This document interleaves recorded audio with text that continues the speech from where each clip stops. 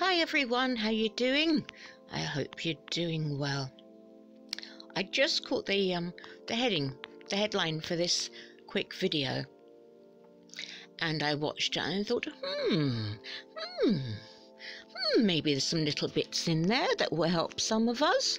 It made me stop and think a bit. Things but you have to keep being reminded. Well, I do, because I'm a bit daft, but there you are. So I'm hoping it will help someone. Now, this is nothing to do with the things that people don't like or get confused that he talks about. None of that is in here. And this isn't about, now let's go down a huge tramway arguing about whether he's right or wrong. This is about this particular activity when you're trying to get a message across that you really believe in. And you see the title, How Do You Deal with Closed Minds? So that's all it's about, and off you go. Many people over the years have asked me how they cope with the frustrations of trying to communicate with people who are closed-minded and just wave them away and ridicule, laugh, dismiss. And someone asked me that question again in an email overnight. And for what it's worth, this is what I replied. Speak your truth without being attached to how it is received. Those who have ears to hear will do so. The others must stay in their coma. There is nothing you can do about that. Only they can. And until they choose to do so, move on to others who are open. Speak your truth. What happens then is up to the hearer. And if you get attached to that, it can make you very frustrated and unhappy. We can't control what other people think, nor should we. But we can control how we respond to it. And I think it's important. Do I understand the frustrations? Oh my goodness, you're not kidding. But you learn over the years that there's no point in getting attached to how what you say is being received.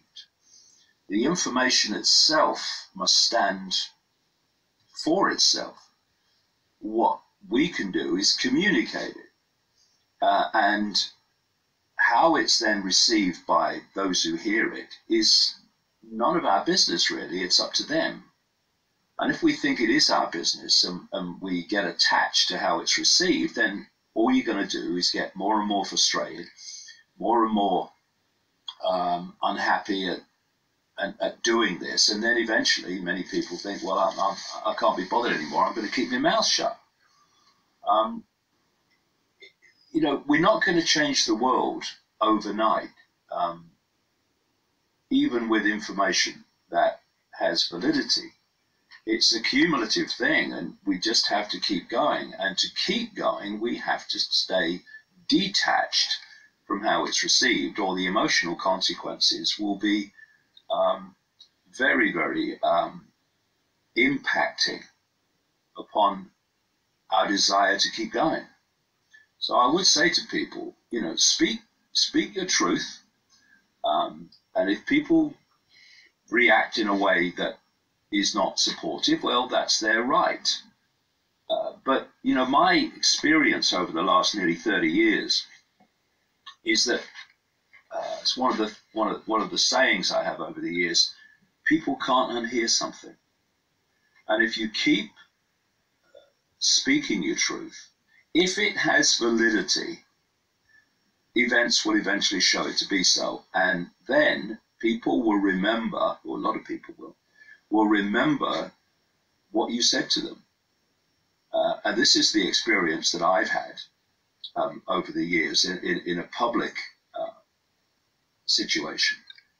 And if I had not continued to speak my truth over all these years when I was facing nothing but ridicule and dismissal, then people would not be in a position now looking at world events to say, didn't that bloke say this was going to happen?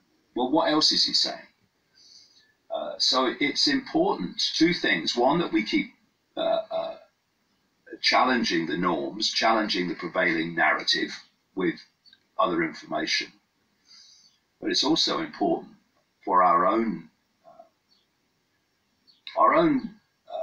balance and harmony, if you like, that we don't get attached to how it's received. You don't want to hear it? Okay, I'm going to find others who do. And that's the only way we can proceed. The other way is to get frustrated and to seek to convince people by trying to change their minds when they don't want their minds changed. That is no way forward either, because if we believe in freedom, then we must also respect the freedom of people not to accept what we say, even if the reason they're not accepting it is pure reflex action dismissal through a lifetime of perceptual programming.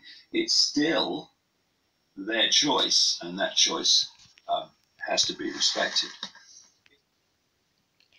Right, so I hope that was interesting.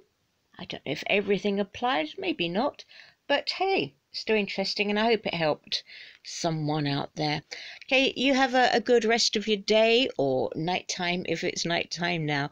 Okay, lots of love. Bye.